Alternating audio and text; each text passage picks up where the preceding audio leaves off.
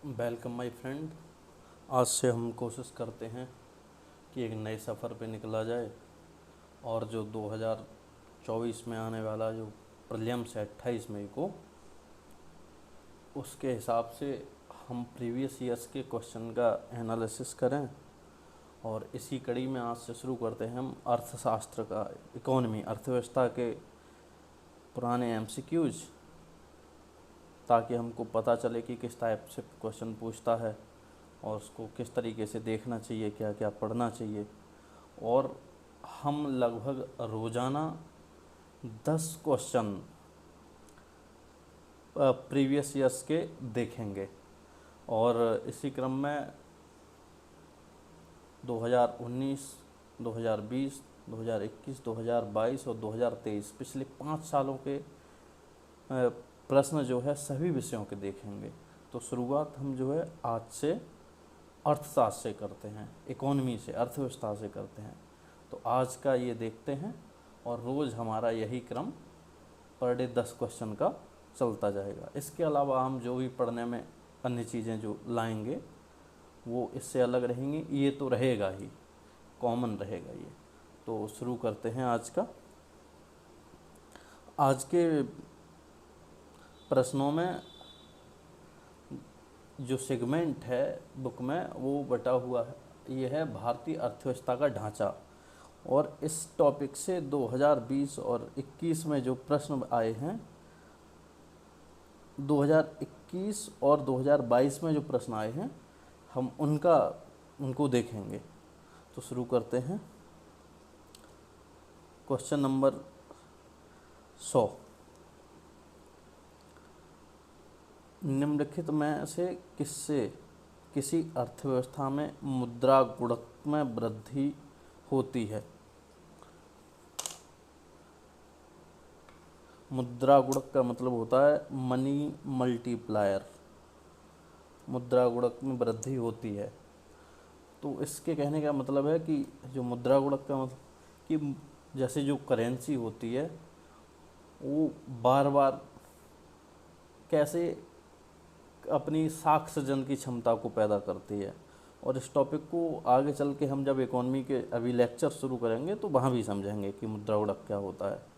तो इसमें ये है कि बैंकों में आरक्षित नकदी निधि अनुपात में वृद्धि। आरक्षित नकदी निधि को बोलते हैं हम CRR, कैश रिजर्व रेशियो। तो बैंकों में CRR में वृद्धि, तो जब अगर बैंकों में CRR में वृद्धि, ऑप्शन बी, बैंकों के सामुदायिक चल निधि अनुपात में वृद्धि। सामुदायिक चल निधि अनुपात को हम बोलते हैं SLR। ऑप्शन सी, लोगों की बैंकिंग आदतों में वृद्धि।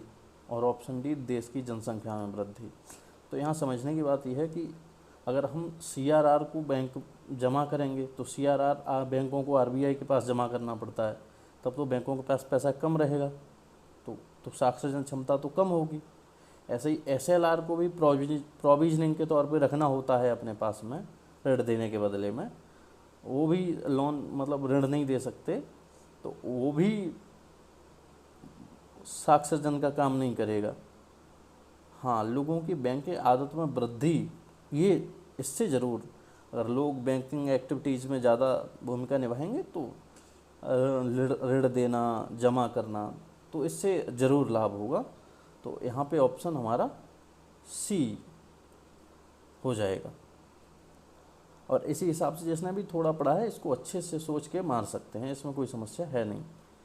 इस तरीके से एक अगला है 101, भारतीय अर्थव्यवस्था के संदर्भ में मांग प्रेरित मुद्रास्फीति, डिमांड पुल इन्फ्लेशन या उसमें वृद्धि निम्नलिखित किन कारणों से होती है। मतलब इसके कहने का मतलब है कि जो मांग जनित मुद्रास्फीति है वो कब होती है।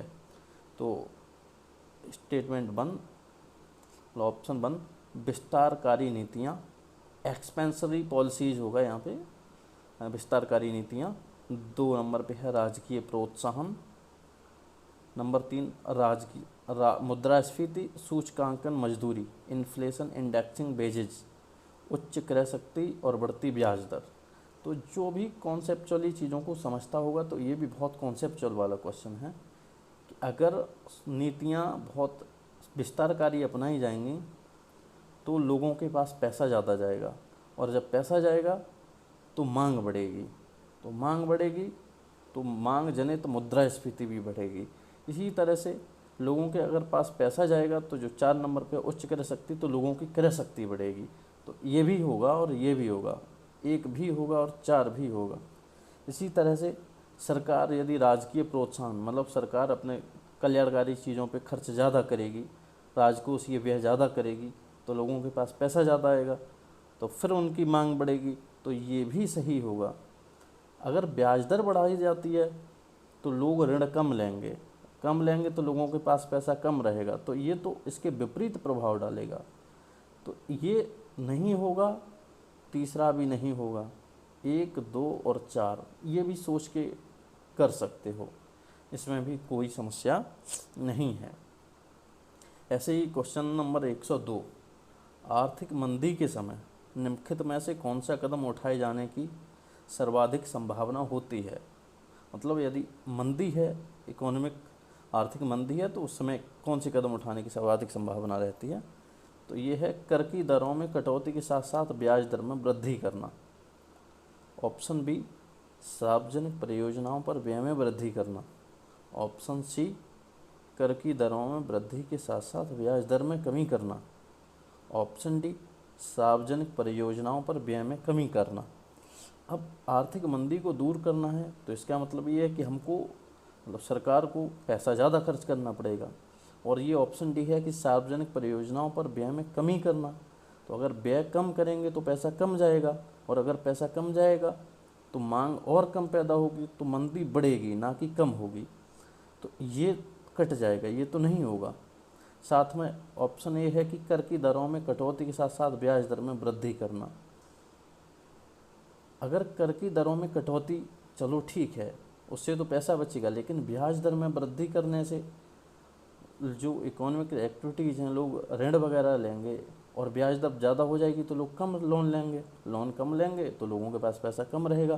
तो आधी बात तो सही है, आधी बात इसमें गलत है, तो इसलिए ये भी गलत हो जाएगा। कर कटौती तो ठीक था। इसी तरह से ये है कर की दरों में वृद्धि के साथ साथ ब्याज दर में कमी करना। तो कर की अगर दर में वृद्धि कर देंगे तो फिर यहाँ पे नुकसान ये है कि टैक्स रेट बढ़ जाएगी, तो लोगों को पैसा ज़्यादा जमा करना पड़ेगा सरकार के लिए, टैक्स ज़्यादा देना पड़ेगा तो पैसा कम रहेगा, तो और मंदी की संभावना है। तो ये दोनों ए और सी आपस में बदल दिए हैं, आधा हिस्सा इसका सही है और आधा बाद वाला इसका सही है। तो इसलिए यहाँ पे ऑप्शन बी, सार्वजनिक परियोजनाओं पर व्यय में वृद्धि करना। यदि सरकार सरकारी परियोजनाओं पे ज़्यादा खर्च करेगी तो लोगों के पास पैसा ज़्यादा आएगा, जब पैसा आएगा तो मांग बढ़ेगी, तो मंदी दूर होगी। तो इसलिए ये भी एकदम कॉन्सेप्चुअल क्वेश्चन है। इसी तरह से क्वेश्चन नंबर 103 ये है कि भारतीय सरकारी बॉन्ड प्रतिफल, मतलब बॉन्ड प्रतिफल को बोलते हैं बॉन्ड यील्ड, निम्नलिखित में से किससे या किन से प्रभावित होता है। तो बॉन्ड यील्ड, इनका एक नियम है कि यदि बॉन्ड का यील्ड बढ़ेगा तो जो प्राइस है वो कम होगा, और यदि प्राइस बढ़ेगा तो बॉन्ड यील्ड कम होगा। इन दोनों में विपरीत संबंध होता है। तो बॉन्ड यील्ड में क्या प्रभाव पड़ेगा, तो यूनाइटेड स्टेट फेडरल रिजर्व की कार्यवाही, भारतीय रिजर्व बैंक की कार्यवाही, मुद्रास्फीति एवं अल्पावधिक ब्याज दर। तो दूसरा वाला तो एकदम होगा ये तो, क्योंकि अगर आरबीआई कोई भी काम करेगी तो इस पर तो असर पड़ेगा। मुद्रास्फीति एवं अल्पावधिक ब्याज दर, इन्फ्लेशन और यूनाइटेड स्टेट फेडरल रिजर्व, इन दोनों का क्लियर नहीं हो पाएगा।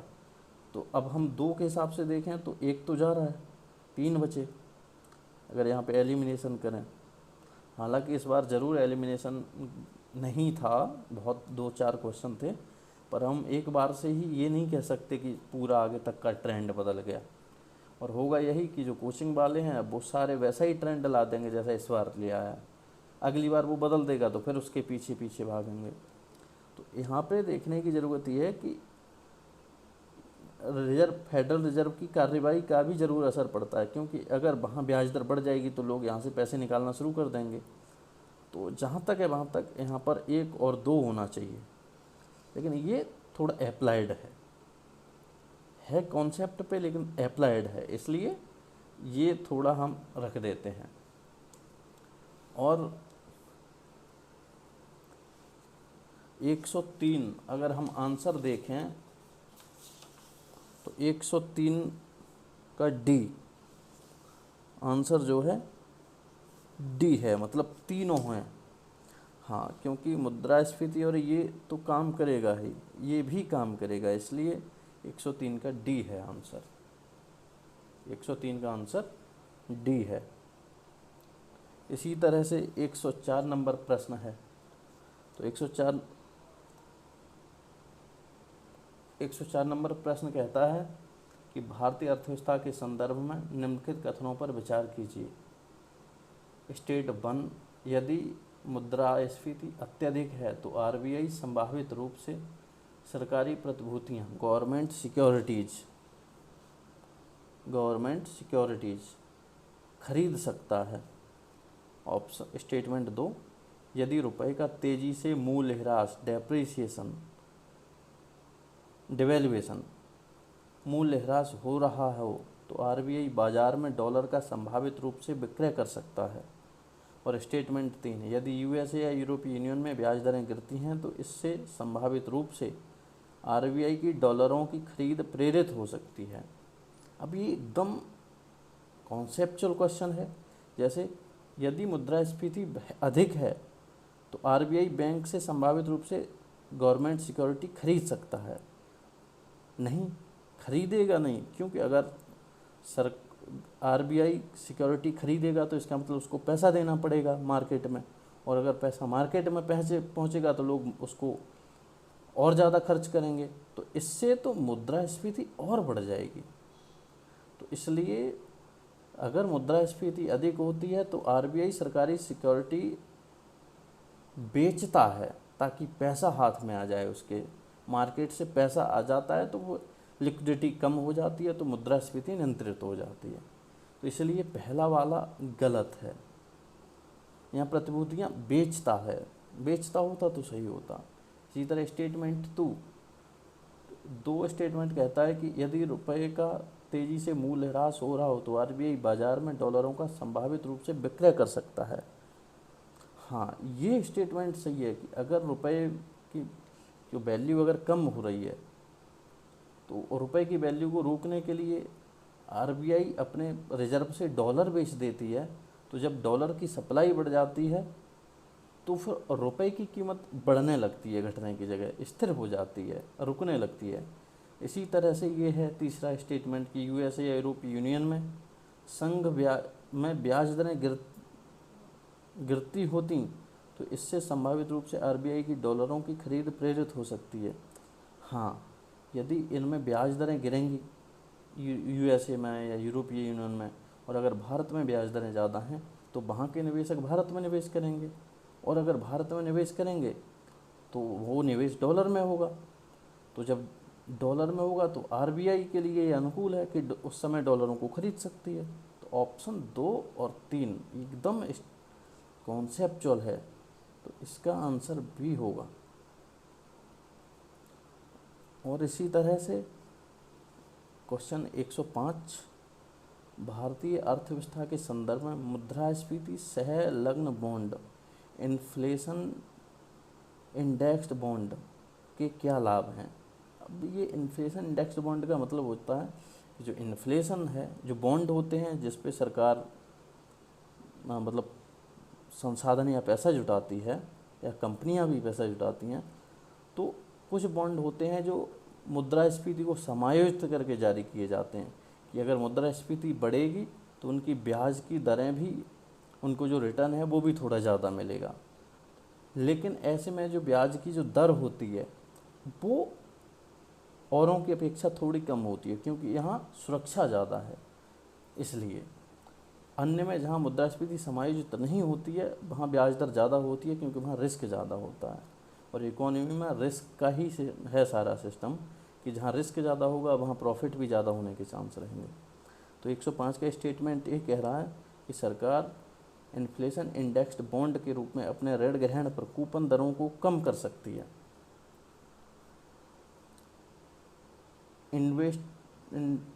इन्फ्लेशन इंडेक्स्ड बॉन्ड निवेशकों को मुद्रास्फीति के बारे में अनिश्चितता से सुरक्षा प्रदान करते हैं। मुद्रास्फीति का अनिश्चितता सुरक्षा, बिल्कुल सही है, यही मैं अभी बोला कि इससे सुरक्षा ज़्यादा होती है। स्टेटमेंट 3, इन्फ्लेशन इंडेक्स बॉन्ड पर प्राप्त ब्याज और साथ ही पूंजीगत लाभ कर योग्य नहीं होते हैं। ये गलत है, ऐसा कोई नहीं, उस पर भी कर तो लगेगा ही। तो स्टेटमेंट 1 और 2 यहाँ पर सही होंगे। ये नहीं पता है, फिर भी एक कॉमन पॉइंट है, सोचने वाला है कि कर नहीं लगेगा ऐसे कैसे हो सकता है। अगर सरकार उनको ब्याज दे रही है तो कर तो लेगी ना, तो टैक्स तो रहेगा यहाँ पे। इसलिए इसी तरह हम जब पढ़ें तो ये देखने की ज़रूरत है कि बॉन्ड हैं या जो मुद्रास्फीति का सिस्टम है वो कैसे काम करता है, आगे हालांकि हम पढ़ेंगे। इसी तरह 106, क्वेश्चन नंबर 106, भारतीय अर्थव्यवस्था के संदर्भ में निम्नलिखित कथनों पर विचार कीजिए।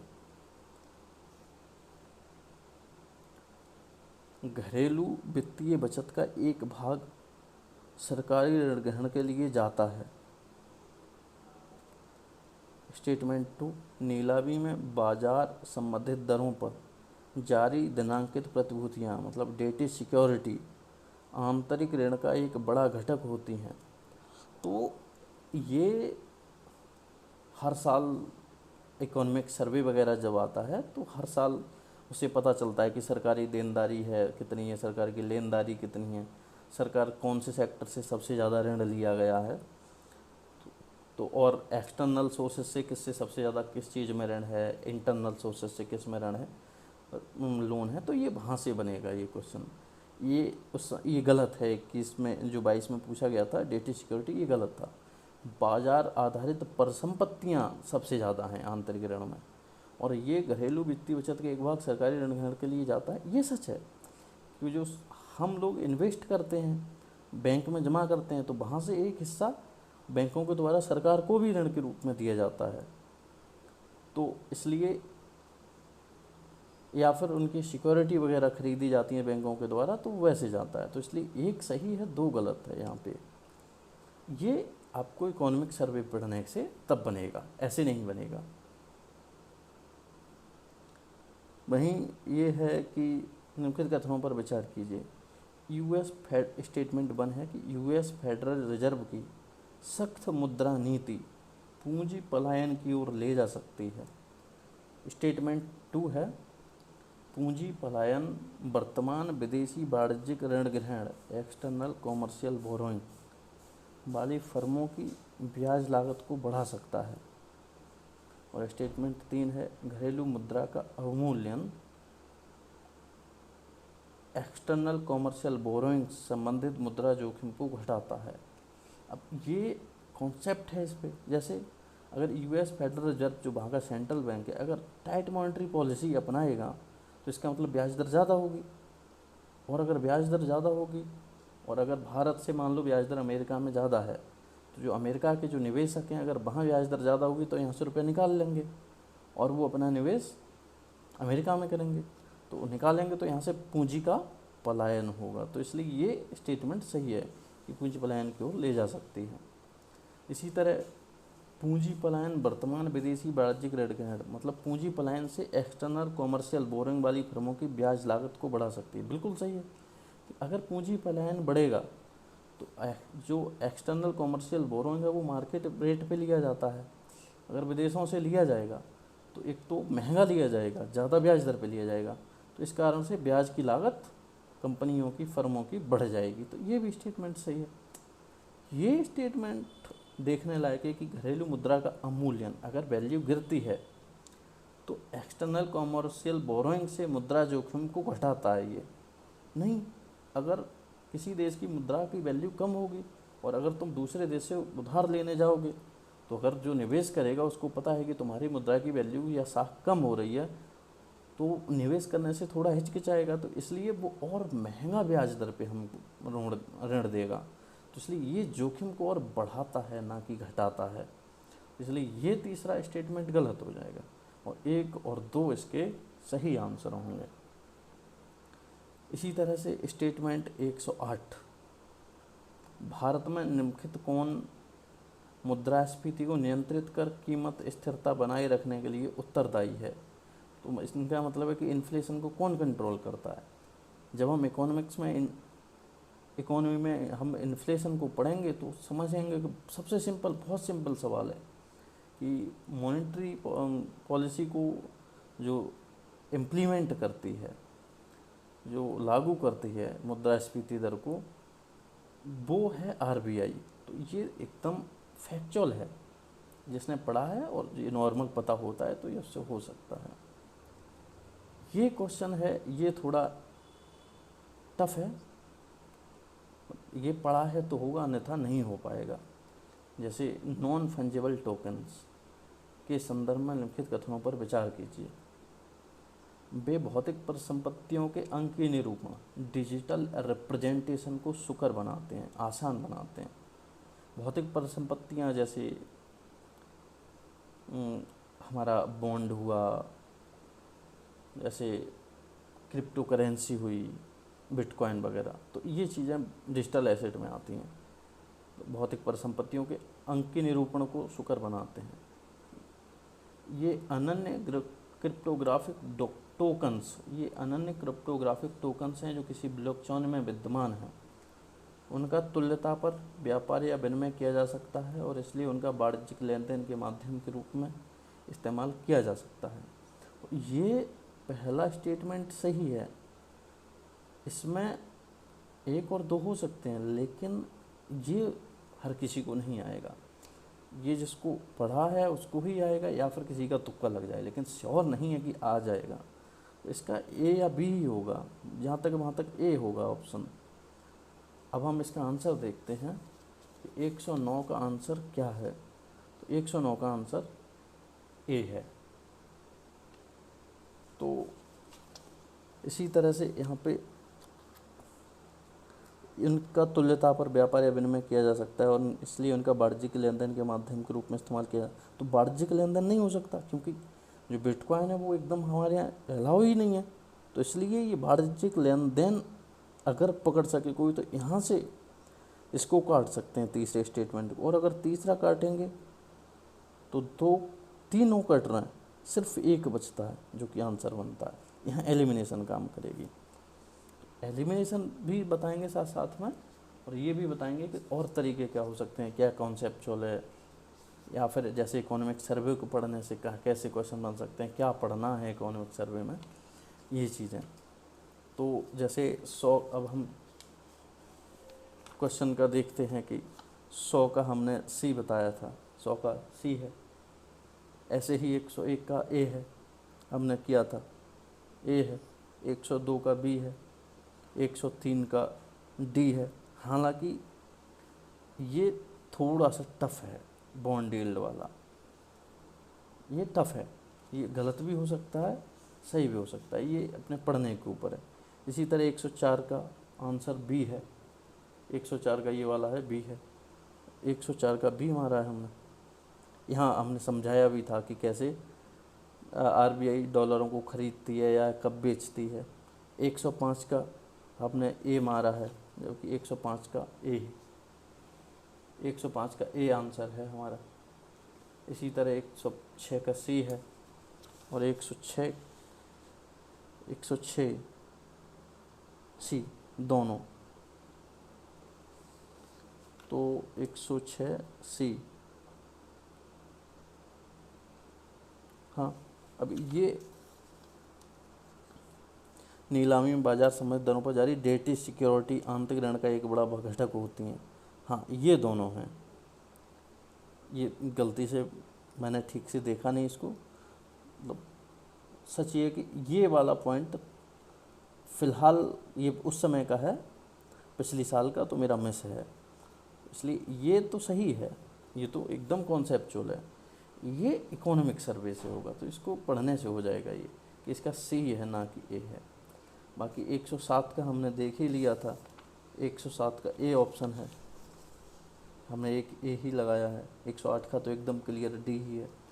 तो इस तरह से हम रोज़ाना 10-10 क्वेश्चन करके चलेंगे और कोशिश करेंगे कि इस सफ़र को चलता रहे, और बाकी जब सपोर्ट रहेगा उसी हिसाब से आगे चलता रहेगा। तो ठीक है, आज के लिए इतना ही। बहुत बहुत धन्यवाद।